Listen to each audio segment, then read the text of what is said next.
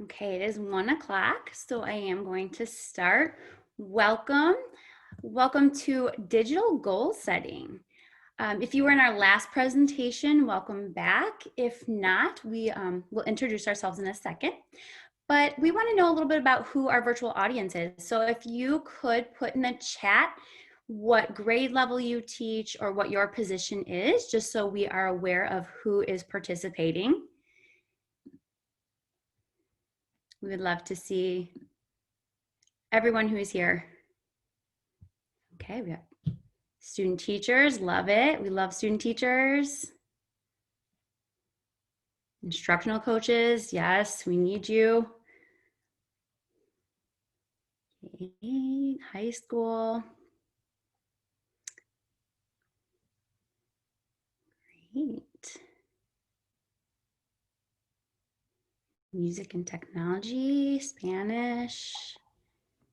Great. That's awesome. If you have ideas, like we're in 3rd grade, but if you have ideas of like goal setting, we would love to share your ideas with the teachers at our school as well. So add away into the chat if you're like, oh, wait, this would be really cool for. Yeah, absolutely. Okay. All right, well, you continue to do that, but I'm going to go ahead so we can introduce ourselves.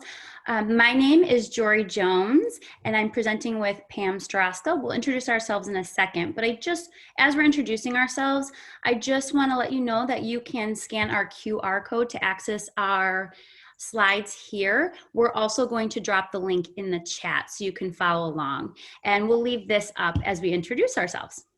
So I am Jory Jones. I teach 3rd grade at Brook Park in LaGrange Park. This is my 15th year teaching. I have taught 1st, 2nd, and 3rd grades. I am a graduate of Illinois State, and I also have my master's in curriculum and instruction from National Louis University. 3rd grade is my favorite, not only because it's a great age group, but because I have an amazing team, and one of which I'm presenting with today. And so Pam is going to introduce herself. Yeah, so I'm also an ISU graduate. As Jory said, we're so excited to be back for our 3rd year at T21Con, even though it's virtually. I also attended National Louis University for my master's in curriculum and instruction, and I'm nationally board certified in technology and career education. The last 5 years, I've been in 3rd grade with Jory, and I've taught 5th grade and middle school technology. So we hope to help you out in some areas today. Yes. And we're just going to explain our current situation for this crazy year. Our parents had a choice of sending their students to a hybrid model, which they would go to school for 2.5 hours, and then they were remote for the other 2.5 hours of the day. So we have an AM and a PM class. My class is basically split into 2.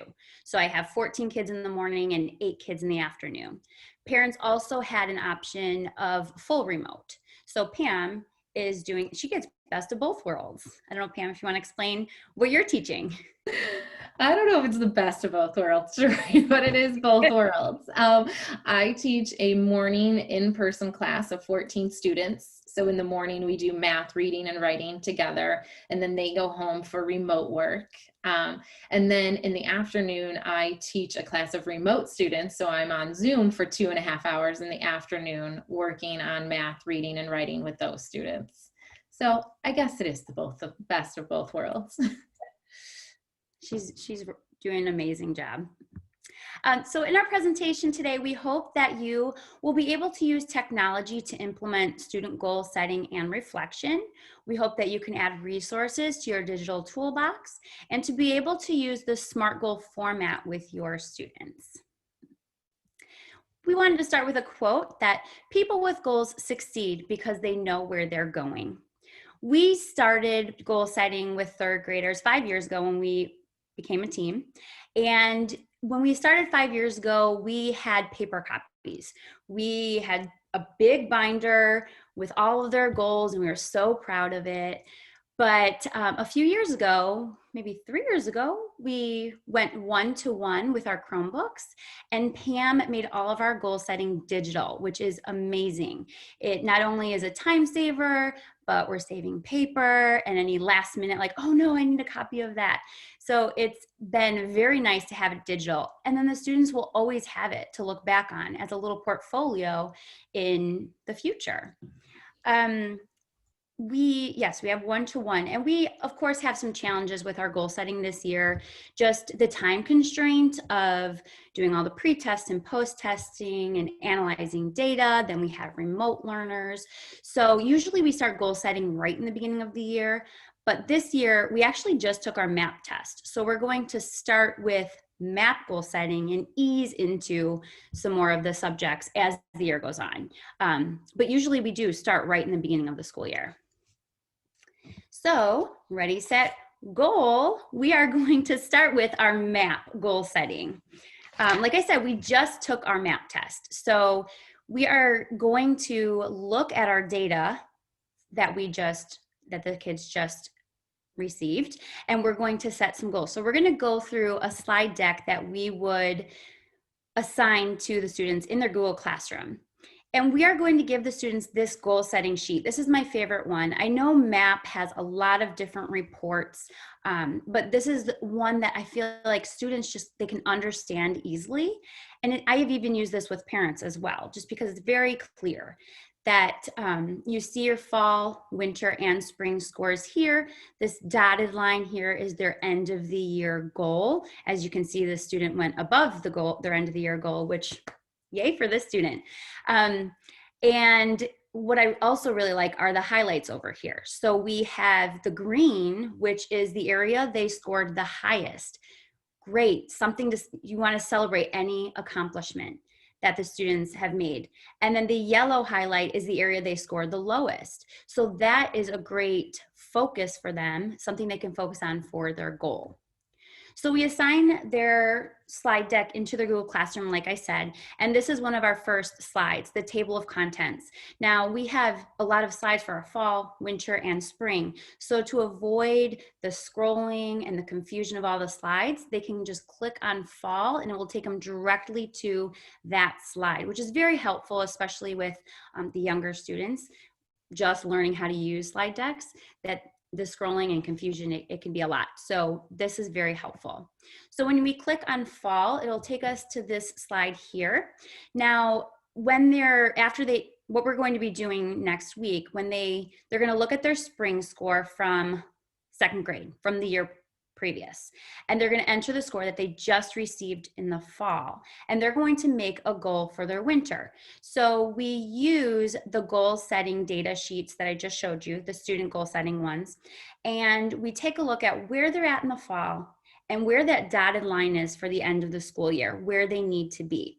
So it's good subtraction practice to see how many points they have to practice or how many points they have to grow that school year.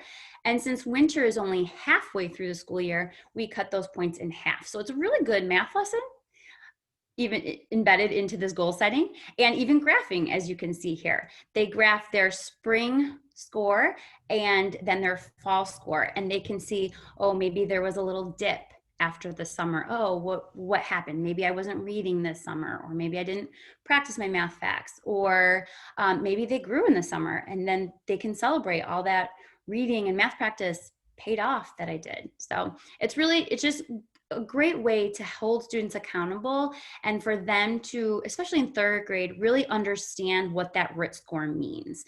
It's just a number, but looking at it and really analyzing it helps them take ownership. After they find their RIT score goal for the winter, how are you going to meet your goal? They need to have an action plan. So they will put their goal in the middle here. And like I said, in that goal setting student sheet, that has that yellow highlighted area. Maybe they're the lowest in numbers and operations. So that would be a good goal for them. And we have great discussions around what each category would consist of on the map. On that map sheet.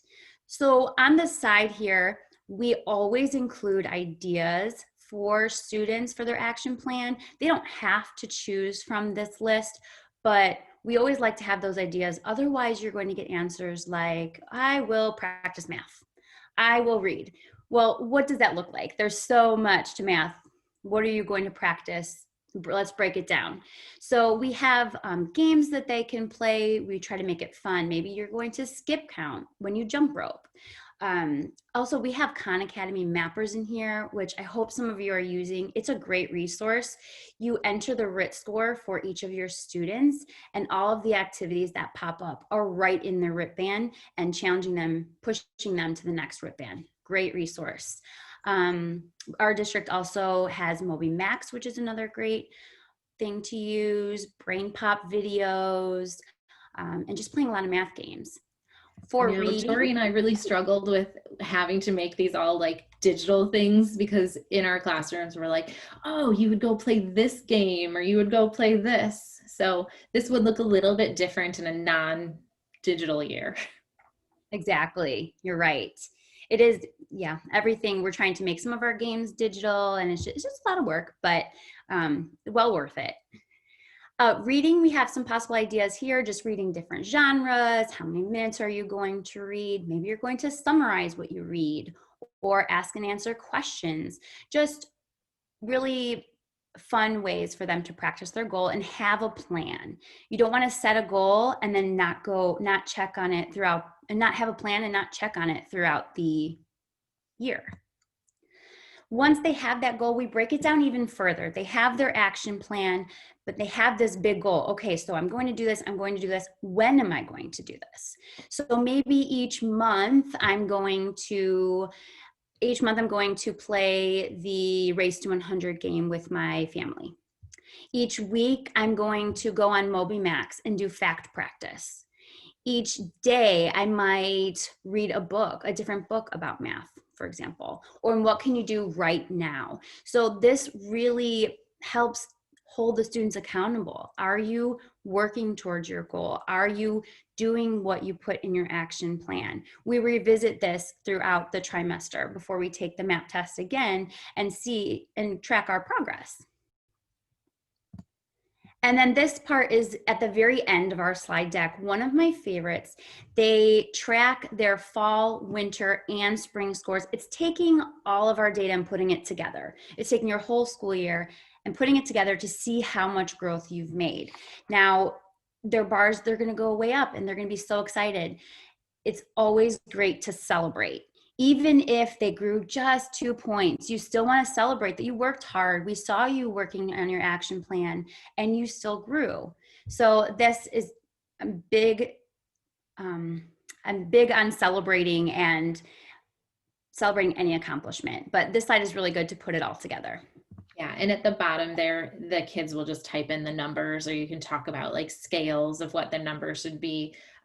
We didn't want to put too low of numbers on there or too high of numbers or assume that anybody was right in the grade level. So that would be something that you need to do some data entry on with the students. Exactly. Yeah, and it just depends. It can change each year. It depends on your group. We have a copy here of our MAP goal setting. You can click on the link and make a copy. You can tweak it to make it fit your classroom any way that you want, but it's just a good resource to have. And now we're going to move on to math, which is where our goal setting began. This is our favorite one, so I'm excited to share it with you. We take a pre-test before each chapter. We have the Go Math curriculum. So we take a test, like I said, a pre-test, and then they set a goal and they do some reflecting and then they take their post-test. So we are going to go through each step here. Yeah, graph our stars, bar graph. We're going to go through each step. So in the very beginning, when they take their pre-test, we grade their test out of possible points. So if number one, they had to solve a two-step word problem, then that problem would be out of 2 points. If they had to solve a two-step word problem and explain, there were 3 things that we were looking for, then that one would be out of 3 points. We do that, and when we grade the test, next to each problem, we will put 2 out of 3. or 3 out of 3. And they are going to use that to color their stars here. Now, our school, our district is standards-based grading, and we use the colors red, yellow, and green. Red is for beginning level, yellow is for developing, and green is for mastery. So in the beginning, this is very slow for third graders to learn how to read that number and to find if it's beginning, developing, or mastery. But after the first or 2 chapters, they start memorizing this and they can just color their stars in like 5 minutes, which is really awesome. You know, I was very nervous about this at first, if they can handle it, but they are very successful with this. So we have these keys here in the slide deck so that they can always refer to it if they are not sure. So if a question was out of 6 points and they had 2 out of 6, they can see that that would be a beginning level. You can also see here that the numbers are kind of all over the place. There's 1, 2, 3, 4, 5, 6, 7, 20. With our test, the standards are spread out and mixed up within the test. So this is just something we have to teach the kids. Make sure that the number you are looking at matches the corresponding star. So that is not a problem for them to do either. But we wanted all of the questions that were connected with the same standard all in one spot, because they're going to look at this and see which standard do I have the most red in, or which one do I have a lot of reds and yellows in. That standard is probably going to be a good choice for your goal. So it's a nice visual for students to really understand what they need to work on. We have a short video. Oh, I think we had one more slide. Did I skip that one? Oh, no. We have a short video here. This is just for you to go back and reference, but I do want to show you the very beginning here because Pam made this video to share with her students on Google Classroom, but I wanted just to show you what the test looks like when we grade it.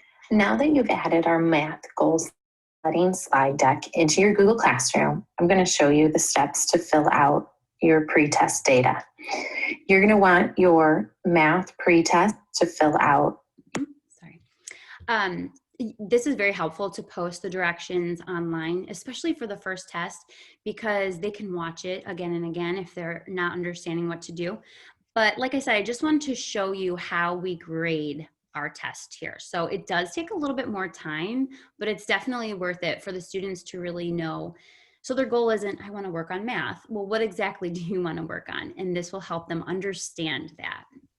Yeah, and for a pre-test, if a kid really is struggling on a problem, we let them leave it blank. And so on that example, I had like a B circled just so that I knew that it was blank and they didn't get it incorrect.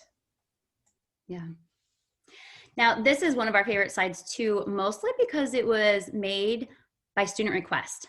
Someone in Pam's class was asking, well, can I count how many beginning, developing, and mastery stars I have? Absolutely, what a great idea. So we added this slide, Pam added this slide, and they count up all their reds and their yellows and their greens, and then they make a bar graph. After their pre-test, they're going to see a lot of red. And for the first test, that's very scary for them. They get very upset, but you have good discussions about growth mindset, and we haven't taught the skills yet. So don't worry, you're gonna see a lot of green towards the end. And then after that first chapter, when they graph their stars again and they see how that green goes way up, they are so proud of themselves. So it really boosts their confidence and really motivates them. And we have another short video here. This is just a student example of stars that are completed. I'll just show through the first chapter and then I'll pause. But like I said, these are just good videos to go back and reference. Now that I've graphed my pre-test stars and I made a bar graph of how many questions that I have in each category, I'm going to create a SMART goal. This one is actually Pam explaining it again, but the next video I have is the student sample that we'll go through. Again, great to go back and reference. Now, after they colored their stars and they made their bar graph, they're going to make a SMART goal. Now, older students I know can handle this without any sentence stems, but in third grade, it's a little bit over their head. So we have the sentence stems here and they just have to fill in the blank. So which standard are you going to work on? They can go back to the star sheet and just copy their standard after looking at the stars and seeing, oh, I have a lot, I'm all red in MBTA 1. Well, then they can copy that standard and paste it right here.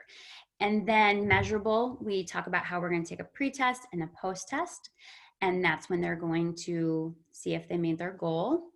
Achievable. Now, we have great discussions about being realistic because in the beginning of the year, when they're making their goal, they say, well, I want all green. I want all the stars to be green. Yes, I want that too, but getting 100% on every single test might not be realistic. If the MBTA 1 has 10 stars and you have 10 red beginning level stars, well, let's break it down. Maybe you'll have 6 green stars at the end of the chapter. If you get more, great. We will be so proud no matter what. But let's get maybe 5, 6, 7 green stars to start. We just talk about being realistic because when we first did this, a lot of our kids were putting, I want all green stars. I want all green stars. And they were so bummed at the end when they didn't get all green, all 10 green stars. And they still grew so much and we want them to see that. So we have a lot of discussion about being realistic. And then they'll go back and check their goal at the end of the chapter. All right, this one. I think this one's still me. Explain. Yeah, this one's still you. Okay. Now they're going to go to this sheet right here where they're going to put their standard in. And similar to MAP, they're going to make their action plan. They're going to choose things that they're actually going to do and something that is attainable for them. This is also really great. After the students fill these all out, we have them screenshot it and post it to Seesaw or using it at parent-teacher conferences. So you can pull it right up and the students, you can see what their plan is, what they want to work on, and then the parents can also help them meet their goal and help them work on their action plan at home. So we have here, they'll put their standard, they'll put 4 things that they hope to do in the chapter. And then we also still provide them with that menu of ideas. They don't have to choose from that, but this is going to avoid, I will practice math. We change these for each chapter depending on what we're working on. Our chapter 1 is place value and adding and subtracting, different strategies with adding and subtracting. So we choose games that go along with that chapter. Now, in our normal school year, we have games for each standard, both physical games and online games. And they love to choose their standard and to play that game. They're not limited to only using their standard games. Obviously, they can play all of the games, but they have a focus when they're going to choose the game. They're motivated. They want to see more green stars. So it's really powerful to have them set a goal and have an action plan in place. And then after the chapter is taught, we take our post-test. And again, same thing, we grade it the same way. They go back and color their stars again, and then we compare. And they always have more green than they started with. And it's just, especially in third grade and with younger students, it's such a great visual for students to see how much they grow and having that growth mindset. So it's been really awesome. This is why this one's our favorite, because the students get really motivated, they're very excited, and they're it's very successful. And even students that are receiving additional math intervention, they can celebrate because they've gotten hopefully more green or at least more yellow stars than they did before. So I usually have the biggest celebrations for my kids that have moved from all red to all yellow. So it doesn't have to be all green, but it's just those smiles and that celebration. And when we reflect at the end of the year, the kids are always like, I remember when I got how many green stars on a certain test. And adding those into the portfolios, as Jory said, is one of my favorite features of parent-teacher conferences, because the kids have done it all. Right. Yeah, and they post it on Seesaw too, so the parents get the scores right away. And there's no surprises at parent-teacher conferences either, because they're made aware of everything that's happening within each chapter. Let's see. I think the parents understand the stars and the colors as well a little bit better than just like a score on the top of a test. Very true. Yep. And then again, they graph their stars. The green goes way up. They get really, really excited. Same with the stars. So this is a really great feature that was, like I said, by student request. And the very end, something very important that we do is a post-test reflection. They see if I wanted 5 out of the 10 stars to be green, did you make your goal or did you not? This leads to a great discussion. Now, for number 2 and 3, when they say something that they're proud of and something that they can improve. In the beginning, a lot of them will say, I'm proud that I got more green, which is great to be proud of. Or I want to improve, I wish I could get more green. I really talk to them about looking back into which ones did you get wrong? What mistake did you make? Maybe you were adding and you were off by 1, or you miscounted by 1. Maybe that's something you can improve to make sure you go back and check your work.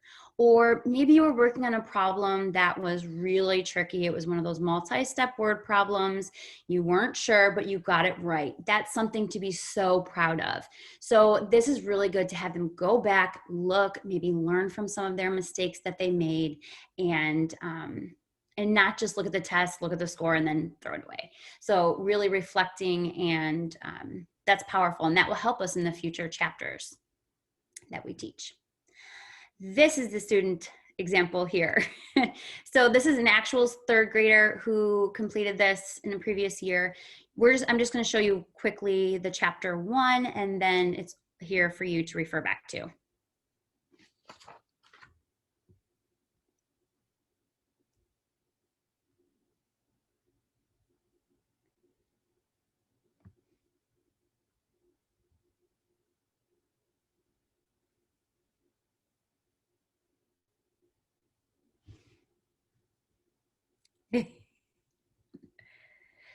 So that student had a lot more green stars and big celebrations happening. Before I go into Angelastic, I do like to do after the test, I do a class celebration. Either we'll play our favorite math game as a whole class, or my kids really love Quizlet Live, so maybe we'll play that, or they get to choose their own game. Just some way to celebrate. I feel like that's really powerful to do. Edulastic, now we have our paper test that we use this year with our time constraints, and just basically with our time constraints, we want to make our assessments a little bit quicker because we don't have as much time for math, and analyzing data, coloring our stars, we don't have as much time. So one program that was shared with us by our math instructional coach was Edulastic, and Pam has made so many assessments for us on Edulastic. There is, and you can probably speak more about this, but there's a question bank for you to create questions from. We're creating this to mirror our actual Go Math test. And the best part about it is that it grades it for you. So that we're excited for that feature. Yeah, it has all, like, you can sort by your Common Core standards or the standards that you use, and you can associate any question that you make or that you get from the question bank to that standard. And then you can print out or view or print out a great report. As my remote students, and actually my students in person today, actually, no, just my remote students, we're a little bit on different schedules right now.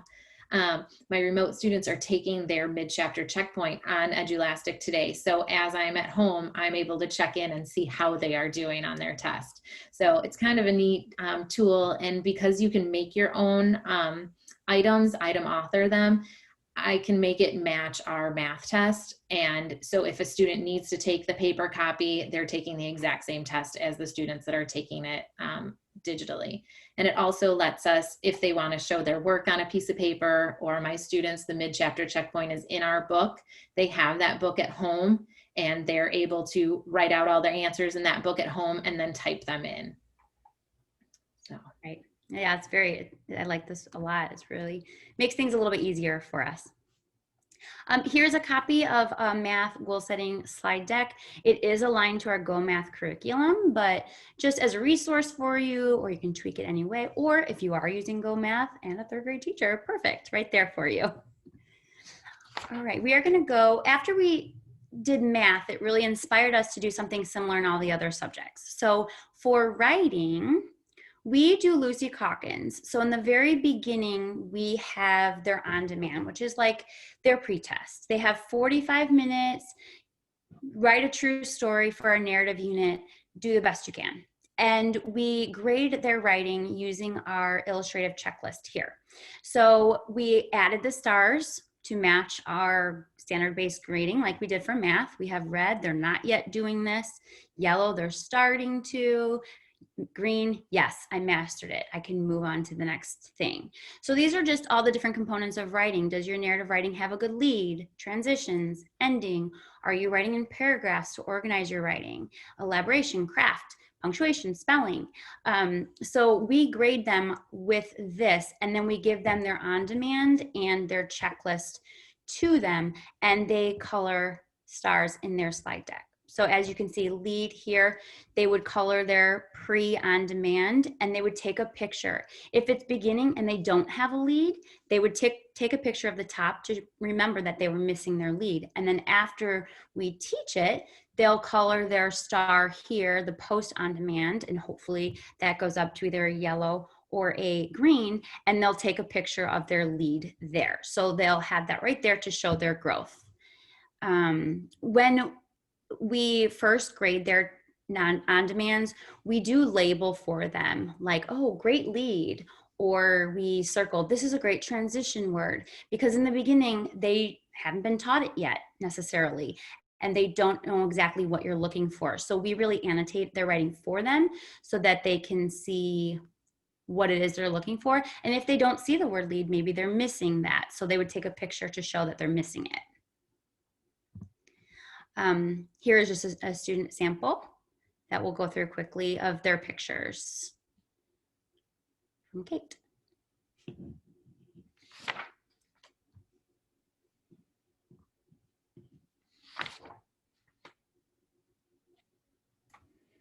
And as we are using more digital things, I see like screenshots happening in here instead of like the physical picture. So teaching those technology skills and having them show pre and post is still something that we can do. Yeah, absolutely. Once they do their pre-stars, they will make their SMART goal similar to the way they do math. They will copy and paste their goal into the first specific box here. Then they're going to say how many green stars that they're going to get by the end. Another great discussion on being realistic. And then timely, they'll meet their goal by the end of the unit. Same thing as you've seen in math and in MAP. They make their goal, they have their action plan. We have ideas over here of things that they can work on for their action plan to meet their goal. And we use language from our Lucy Calkins curriculum, so they'll understand what that means. And then my favorite part, after they do that, they click this button here where it says click here, and it will take them to a Google form. And this is really helpful for teachers. They can put their name here and choose their area that they want to focus on. Now, they probably have read in a lot of these areas in the beginning, and that's okay. It leads to another great discussion that when you're working on narrative writing, you can't work on everything all at once. You're going to work on one. Let's first work on your lead. Once you have that mastered, then let's go ahead and work on our organization, our paragraph writing. So you have to take it step by step. So it's a great discussion to have with them that you can't do all of these things. You can't master it all at the same time. You have to take it step by step. So this can change. Their goals can change weekly. And they fill out their name, what their goal is, and then they hit submit. And then we look at that data and we can sort, if you're in Pam's Google Sheets, you can sort the data and you can make your groups for conferencing. You can have a lead group or you can have the organization group, and that can change weekly. Your groups are very flexible. And And as they write each week, they might have something new to work on. And then at the end of the unit, we always celebrate. So they say what they are most proud of after they color their post-test stars. Like maybe in the beginning of the unit, I wasn't writing in paragraphs. I didn't even know what a paragraph was. And now I have 6 paragraphs in my narrative, something to be really proud of. Or maybe I worked on spelling really hard and I spelled some really difficult words and they're proud of that. So they take a picture here and explain why they're proud of that particular skill. And then they put their published piece here. Either you can take a picture or we have them type their published piece and we just upload it right here. Another great thing is a keepsake, this portfolio to always look back on and to see how much they grow, even from the beginning of the year to the end of the year. This is just another Google form that we use, the weekly check-ins that I was talking about, a little more specific. We were working on narrative, I believe this one was fair, or maybe this is just a mere narrative. Do you have an idea? What are you currently working on? Were you on task? A little reflection added in there. What can you do to make sure your independent writing time, that you're using the time wisely? What are you celebrating? What is your goal? This is just a great way to check in with students. And again, you can create those conferencing groups from. So that's our writing. There's a slide deck there for you if you want to tweak. If you're using Lucy Calkins, great. Just another resource for you to have. And our last one here, we have reading. Now, reading does look a little bit different than our writing and our math, but we're going to go ahead and show you what slide deck we share with students. So here's our table of contents. We have my shelfie, which I'll go through. We have some goal setting on fluency, and we use running records to do those. And we included some map data from our learning continuum. So we're going to go through this. This is just a fun way for students to keep track of all of the reading that they're doing throughout the year independently. Every time they read a book, if it's at centers or anytime throughout the school year, they add the title here. And by the end of the year, they have tons of bookshelves of all these books that they read. And it's really cool to see all the reading that they're doing. And they love to add to this. So they get really excited to like, I want to read another book so I can add to my shelfie. Yes. And I was thinking even this summer, I've been really thinking about adding like book talks and things. And so I want my students like being more comfortable explaining their books and giving a book talk. And I don't even know if I shared this with Jory, but one of my ideas is to hyperlink a video of their book talk to their shelfie so that they would be able to kind of see that recommendation from their classmates. Love that idea. That's a great idea. Okay, this is a chart that we use for them to track their fluency. Now we do running records. This one is monthly, and I believe when we started it, we did do monthly, but now we do more of a trimester running record. And this is really great for them to keep track, and they see the bars going up, which is awesome, especially in the younger grades, like primary, when they're really growing a ton of levels. This is a really cool visual for students. And then we break our goals down. They color they raise their bar graph for August and September to where they're at, and they make an October goal. Again, another great discussion. So maybe in August, September, they're reading at an O, and then they say, well, my October goal, I want to read at a Z. A lot of times in the beginning of the year, that's what they say. But we talk about, again, being realistic, that maybe we'll grow one level each month. So we gradually get to the Z. So great discussions there. My October goal, they'll type out exactly what it is that they're going to do and how will they work hard to achieve this goal. We also include, especially if they're reading at a higher level, we include some comprehension in here. So maybe I will summarize what I read, or maybe I will participate in my book talk, or anything that's more comprehension for those higher levels. So it doesn't just have to always be for fluency. And then we use Screencastify, as we're doing running records, we can record the students so they can listen back to their reading and they can make their goal based off that. Like, oh, that sounded kind of choppy. I want to make sure I'm reading smoother or stopping at periods. So it's always very helpful for them to listen to themselves. And then if we do this each trimester, by the end, hopefully you will hear such improvement in their reading. We do have a student example right here for you. This is Pam doing a running record with one of her students. We won't watch the whole thing, but. All right, Olivia. Today we're going to read a passage called A Good Summer After All. When Amanda's friends leave for summer, she is sure it is ruined. Read to find out how it turns out to be better than Amanda expected. You're going to start reading out loud for me right here at the green dot, and stop reading out loud at the red dot, and then continue to read silently to yourself. You may begin when you're ready.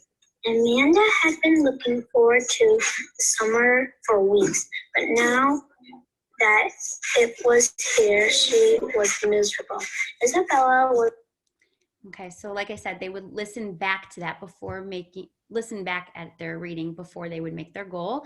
And it's very helpful for them to listen to themselves. And I have the students just bring their Chromebook, so they're using their actual device as the camera. And then I'm able to share this with their family if they're asking about reading fluency or where can we work on things at home. Exactly. And like I said, we use Screencastify, which is a Google Chrome extension that we love to use. You can record just a video, or you can even record the desktop. Maybe they're reading a digital book and you want to record the actual text along with their picture, their webcam. So you can do the desktop and a little webcam video of them in the corner. So if you're not using Screencastify, we highly recommend. We do love it. And I believe the free version is up to 5-minute recordings. And then there is a paid version, but we used the free version for the last couple of years. Yeah, it's been great. And then we also have this included in their reading. This is from the MAP learning continuum. This is just, especially for those higher readers that don't need to work on fluency, these are some comprehension things that they can work on, like in literary text, maybe drawing conclusions, predicting, summarizing, using figurative language. So this is just another little choice board for them when they help them make their action plan. And then we always have our choices for them so that they know exactly what they can do, where they can do it, when they can do it. So their action plan is realistic. So maybe they're going to read using their technology. They're going to read a library book from school. They're going to read to their pet. They're going to read before school as they're eating cereal. So just all different things. And sometimes we have the students help us create a list of ideas because they have great ideas. And then this is just quickly, just a student one that is completed that you can see and always go back and reference.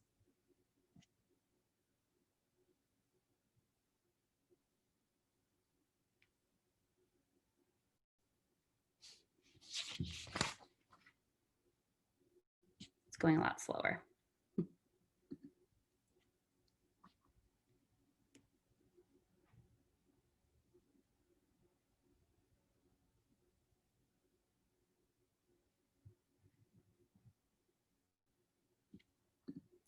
So you can see this one wants to reach a level O. He's going to practice using Mayan after school at home around 3 to 4. He made it very specific.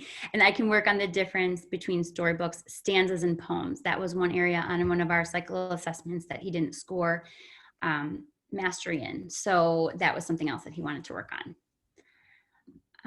And then again, we're trying this year to create some of our reading assessments on Edulastic, the program we were talking about for math. So we're really excited. I have not done that yet. So I'm excited to start using that.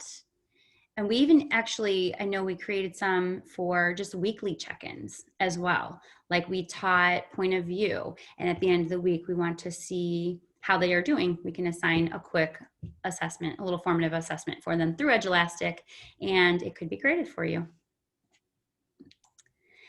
And then there's a copy for you of our slide deck that we use for reading. Feel free to use, tweak, make it your own. And we hope that you find it helpful. And that's all we have for goal setting. I hope you enjoyed it. I hope you're as excited about having students goal set. There are emails there if you have any questions, or if you didn't get the presentation and you would like that, please email us anytime and we will get back to you.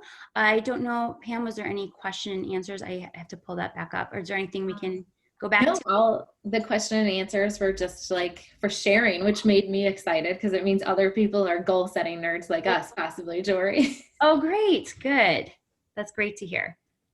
Thanks, Jory and Pam. And we do have a couple minutes. If anyone else has questions or comments, feel free to address those. I can wait a minute before I do the housekeeping. I know I'm seeing some thank yous come in, but if other people have specific questions, we do want to make sure you have a chance to add those. I see one popping in now.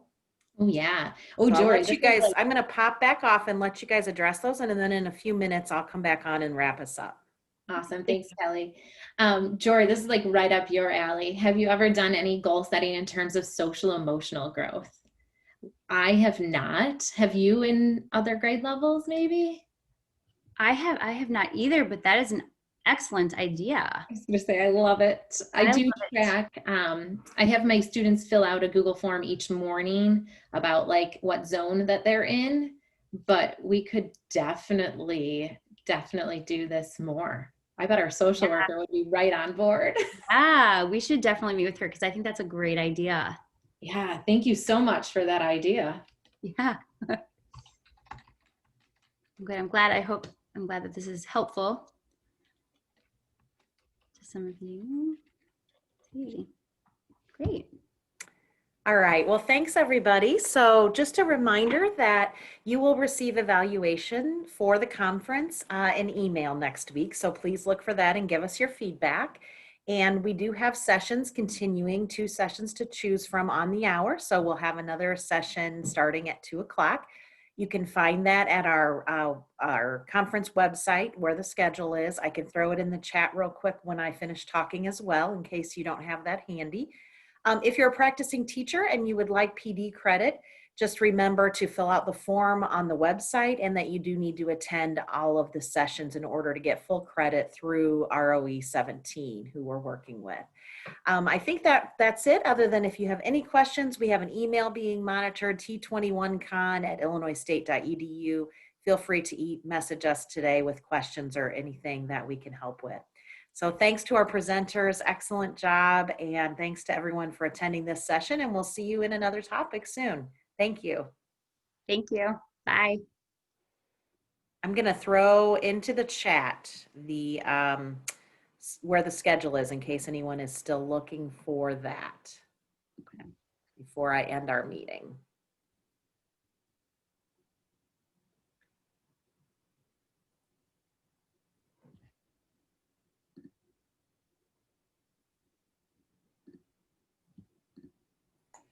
If you do use it in your classroom, I'm like so happy that other people are enjoying goal setting as much as us, Jory. If you use it, please email Jory and I and share some good stories. Yes, absolutely. All right, thanks all. I'm going to end the meeting now. Have a great rest of your day.